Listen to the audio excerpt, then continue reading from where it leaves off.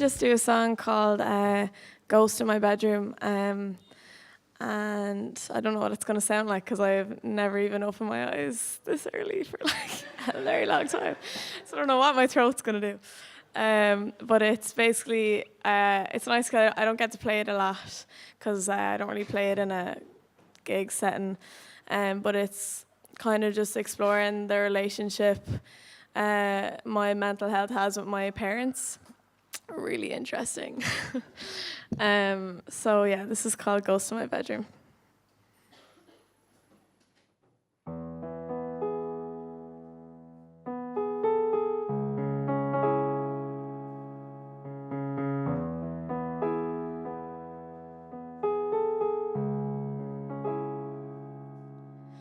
Mama told you not to be a selfish girl. Mama told you go wash your hands. So how does the picture look, the moral stand, when you first lit that cigarette? Mama told you not to wish on miracles. Can't change the world with a note in the sand. You can close your eyes and wish the words would come to life. Just please don't bury your head. Then there's me and all the things I do, many ways I ran away from you. I can't help it, there was a ghost in my bedroom, and she wouldn't let me talk to you, and she scarred my arms and sent me to the bottle while she built a replacement. Here I am.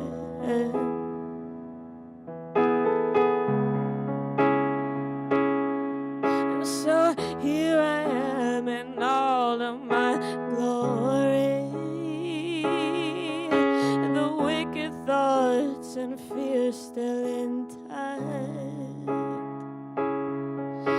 And Mama, I did all the things you warned me not to. Fell in love with a forbidden plan, and got all the things I hid from you. Wasn't sure if you would want me to spill my guts on your new dining room table. Are you ready, set, going down? Tell it all, won't leave the gory out. 'Cause I finally faced the ghost, held her hand. Here I am. Here I am.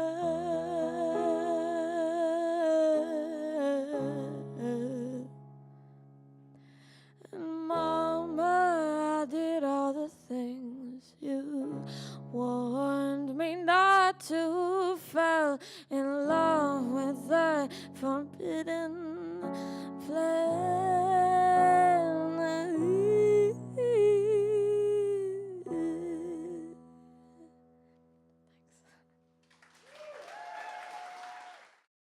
Good morning, everybody. Are we all good today? Still asleep? Molly, are you awake yet? Still waiting for the coffee to kick in? Well, look, there's nothing like the fear of public speaking coupled with a healthy dose of imposter syndrome and the feeling that you've eaten an entire bag of butterflies to have you feeling this alert on a Monday or Friday morning. So I definitely don't need the coffee. For those that I haven't met yet, my name is Caroline Foran. I'm a journalist and I'm the author of Owning It, which is all about anxiety and essentially how to make work for you rather than against you. It's been doing pretty well since it came out, which I guess has a lot to do with the fact that we are all more consistently stressed out, anxious, and overwhelmed than ever before. The struggle is real.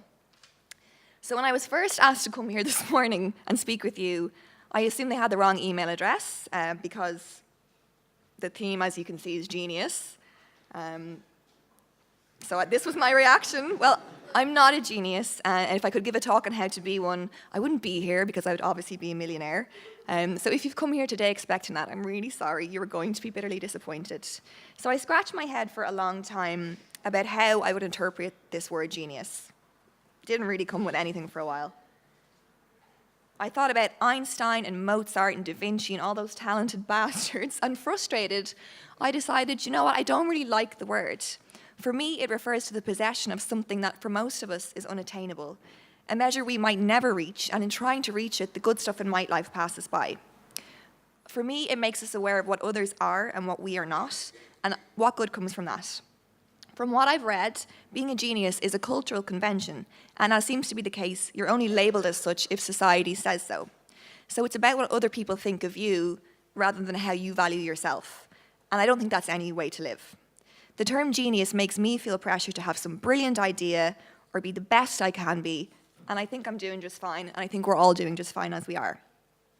So this whole idea of being your best self, if I can just get a show of hands for how many of you have read an article or a book in the last few weeks that tells you how to be your best self. Okay, so how to be your best self at work, your best self in your relationships, your best and funniest self on social media, your best self at the gym, even your best self while you sleep with those fucking sleep pillow sprays. The list goes on and on and on, and it's exhausting, so I'm just like, go away. There is a constant stream of messaging coming at us from every angle, telling us how to be better at every aspect of living, while at the same time get really good at taking care of ourselves. We're told to lean into our careers and get the promotion, but not so far that we fall flat on our face, which was kind of my experience, and I'll tell you about that in a moment. So while it's a positive thing that we're more aware of our well-being these days, and thankfully it's no longer seen as a badge of honour to burn yourself out at work, we can thank Ariana Huffington for that, wellness, I worry, for lots of people is in danger of becoming yet another thing to tick off your to-do list each day, another thing to be good at, and if I'm not nailing it like everybody else seems to be, it's another thing to stress about. Well, and sorry for the curse, fuck that. We all want to improve, but a bit like our renting situation in Ireland at the moment, it's coming at too high a price. I got to a point in trying to be my best self that if I didn't, I'll get rid of him now, he's too distracting. If I didn't get my 5 minutes of mindfulness in a particular day, or I didn't have a shot of wheatgrass, I would be annoyed at myself. I had overdosed on wellness, even taking on ridiculous meditation challenges that just didn't suit me. And while it was well intended at first, it backfired, leaving me more wound up than when I'd started. I even felt like that mindfulness app icons on my phone were judging me for not doing enough. And just logging onto the Mind Body Green website, which I loved, where there was 30-odd articles a day, telling me how to be my best self in all these different ways, it just sent me into orbit. But of course, that mentality defeated the whole purpose. But it's easy to see how that might happen, and it's easy to see why a counter-resistance to this hot new way of living would emerge. For me, it just fueled the anxiety that I was trying so hard to get a handle on. Now, when people hear that I've written a book about anxiety, they assume that something horribly traumatic must have brought it on, or I had a near-death experience, but to be honest, it's kind of a dull story. There was no isolated trigger. I had no near-death experiences, and despite having everything I needed in life, which I did, I just kind of fell apart. And where other lumps of coal might do well under pressure and turn into diamonds, and I'm sure there's plenty of you here, I turned to rubble.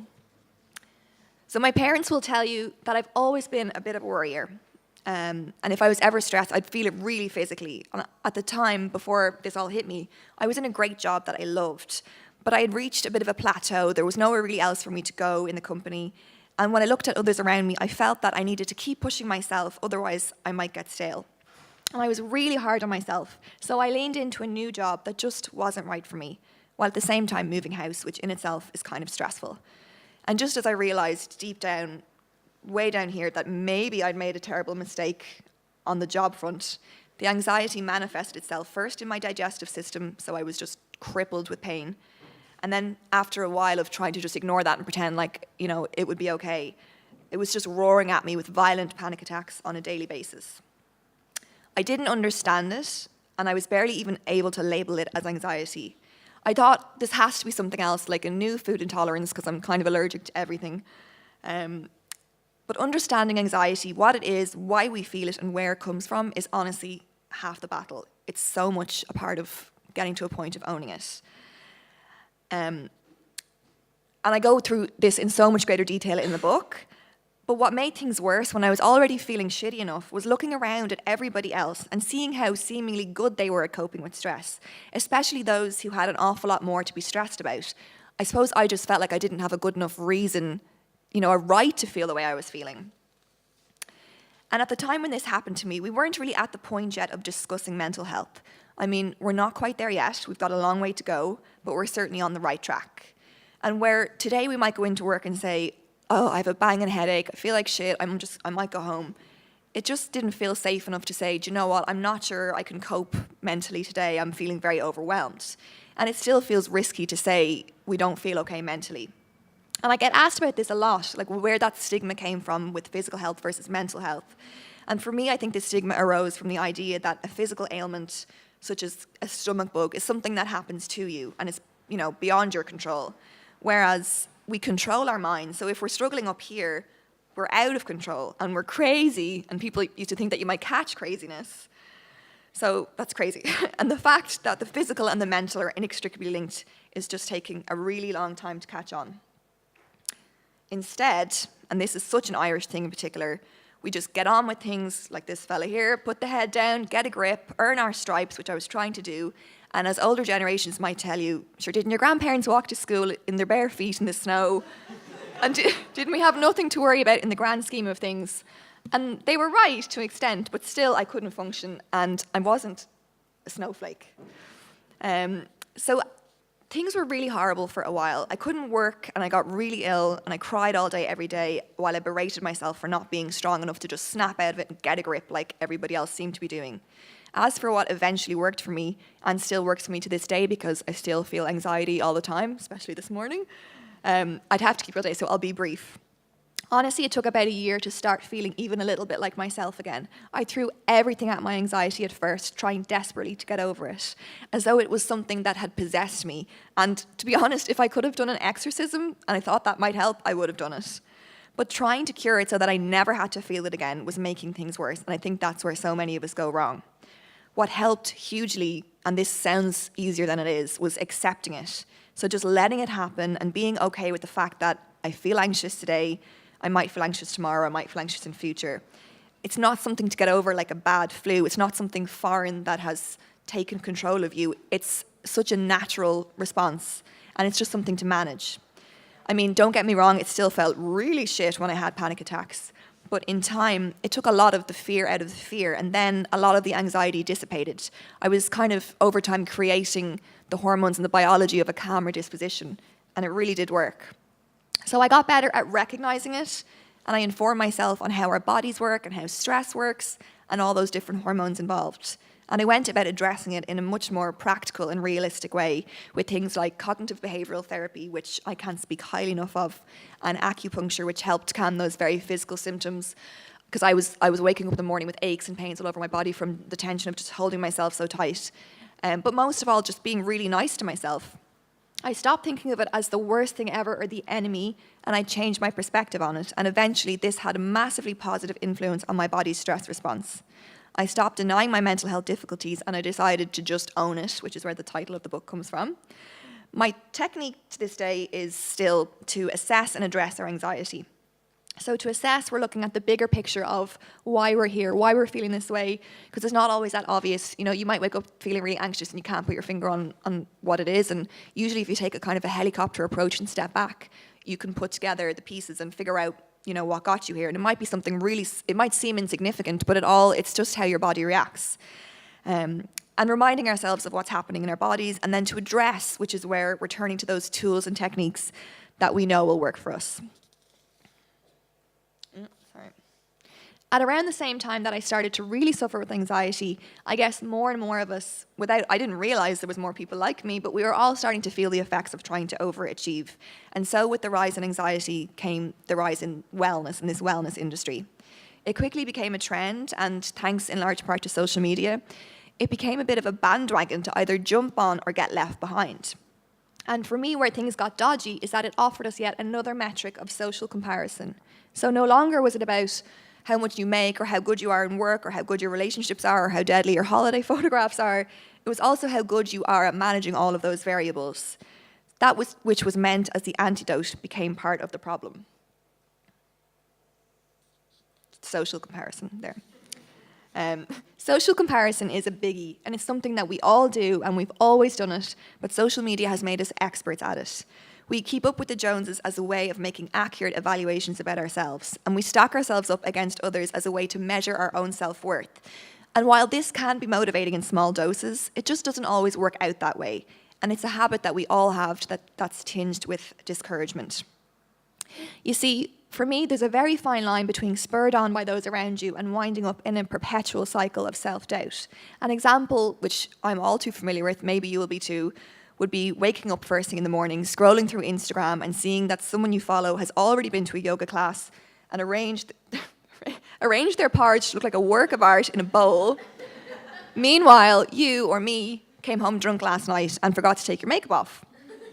So you haven't even gotten out of bed yet and already you've dropped the ball.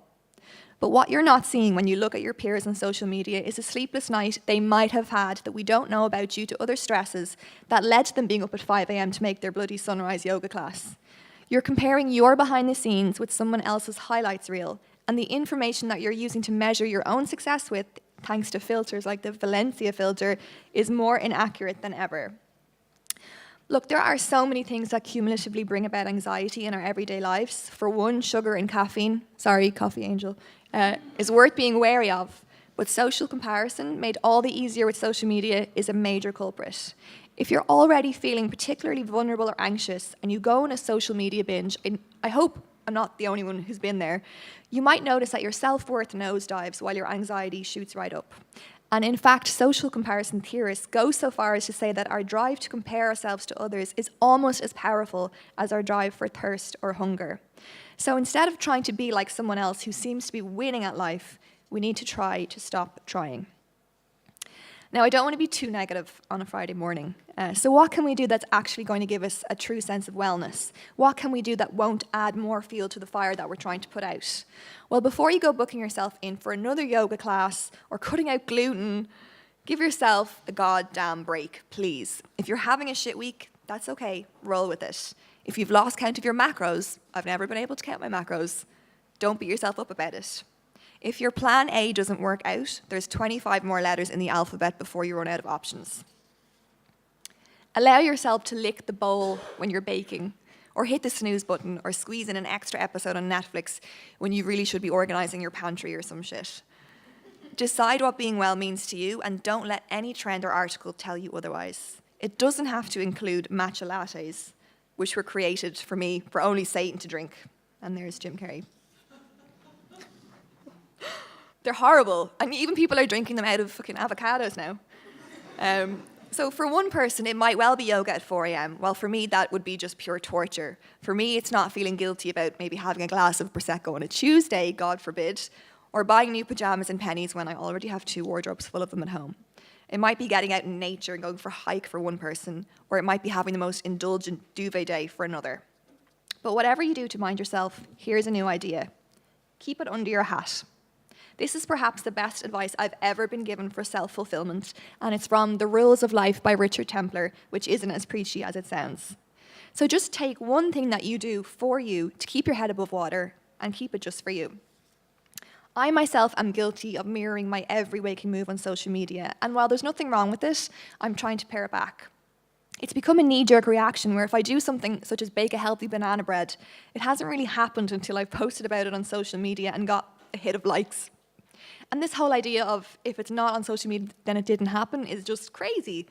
You're not looking after your physical and mental health for social media, or at least you shouldn't be. And you're not doing it for the likes or the surge of gratification that we all get when random people see that we've done something good. That is a surge we're all familiar with. And it's so dodgy that we go there for gratification. It's a bit like a drug. But you're not doing it for them, you're doing it for you and only you. You might motivate someone else, but you also might make someone else who's feeling vulnerable feel like shit. And your feeling well is not defined by other people. So do the things that give you satisfaction because they give you satisfaction. Make sure it's what you're doing that makes you feel good and not the likes for doing what you're doing that makes you feel good. Look at your own social media habits and your own habits of social comparison and just tread carefully. Enjoy it, I do, but be aware that a lot of it is bullshit. I think we all know this. Observe those moments when you fall down that rabbit hole of comparing yourself to others, and without giving yourself a hard time, try to just pare it back bit by bit. What might be a healthier option is what theorists call temporal comparison. So naturally, look, we're going to want to take stock of how we're doing in order to grow and move forward, and we all want to do that. It's just in our nature. But instead of using other people as your yardstick, look at yourself. So it's more about self-reflection versus social comparison. It's a lesser-known theory, but it's a lot more positive.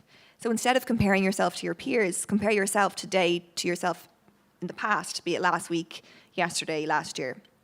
Don't involve anyone else in the picture and be your own motivation. Because by focusing on ourselves alone, it shifts our thinking from one-upmanship, which is very much anxiety-inducing, to positive and practical self-improvement. And so I came back around to this whole idea of genius that boggled me so much at first. And the idea of creative genius and those in history, those men and women onto whom we've awarded this esteemed title retrospectively. I'm happy for them, it's great, but I'm not going to try and be one. And while I cannot relate to a genius, and I'll probably never compose a symphony or paint the next masterpiece, perhaps there are smaller ways I and we all can learn from them. What do they all have in common? Well, across the board, they did what felt right for them, not what others said they should do. They went at their own pace. They thought independently, and they rode on their own bandwagon. They certainly weren't scrolling through Instagram and comparing themselves with other potential geniuses and seeing how many followers they had. They embraced self-doubt and uncertainty because I guarantee you they never felt like geniuses, and I'm sure a good lot of them were riddled with the imposter syndrome that crippled me this morning. They allowed themselves to have plenty of shit ideas and lots of off days too. They were far from the perfect, well-balanced beings we're all trying to become, and they certainly indulged in life's pleasures from time to time. They were their own yardstick, and this is the most important thing, seeking only to better themselves and not by measuring themselves against others. And from this came their best work, and from that will come our best work. And on a side note, apparently they were all as mad as a bag of spiders, which inspires me to embrace imperfection. So, if this is what it means to be a genius, well, it might not be as elusive as we've been led to believe. Thank you.